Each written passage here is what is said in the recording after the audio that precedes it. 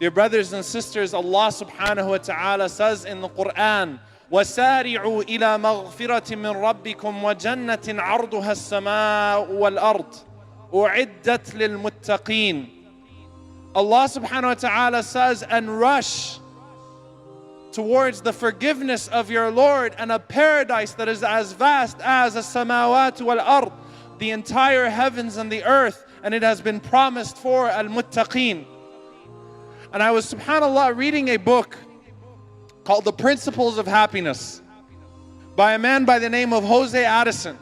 He said that there are 3 things that are needed in order to live a happy life. 3 things. Something to do, something to love, and something to look forward to. Many times people go through the motions of this life and they don't have any real purpose.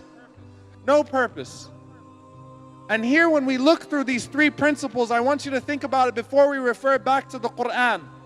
Why is it that we need these 3 things? If you have 2 of them, you will not be a happy person, and this is true Islamically speaking too. But let's look at our lives for a moment. Something to do, something to love, something to look forward to.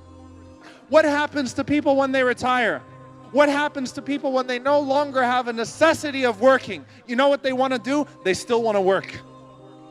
They start to feel like they're losing meaning in their lives. So that's why you'll see people, subhanAllah, even towards the end of their lives, they have something to love, they have something to look forward to, but they have nothing to do.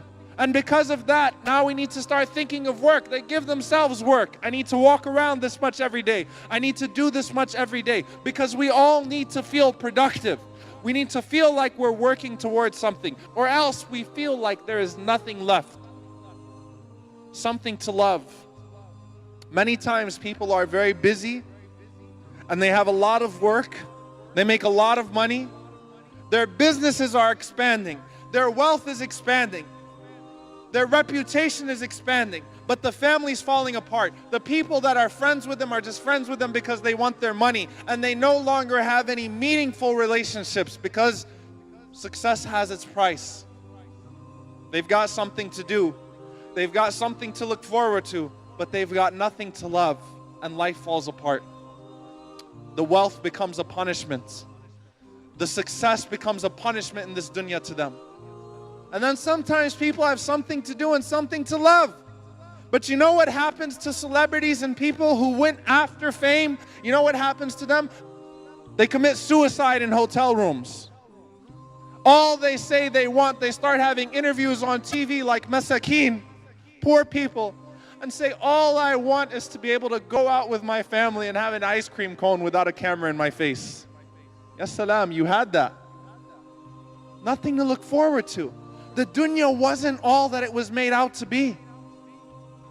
Because the only thing that you do is you meet the standards of society. The only thing that you do is you give just enough charity so that people want to say, hey, you need to give some more charity. You go to the masjid just enough so people don't say, hey, you need to go to the masjid. You do just enough. You give just enough back so that people accept you, so that you're meeting society standards. Meeting status quo. Making sure that everything is okay in other people's eyes. Making sure that I'm doing just enough.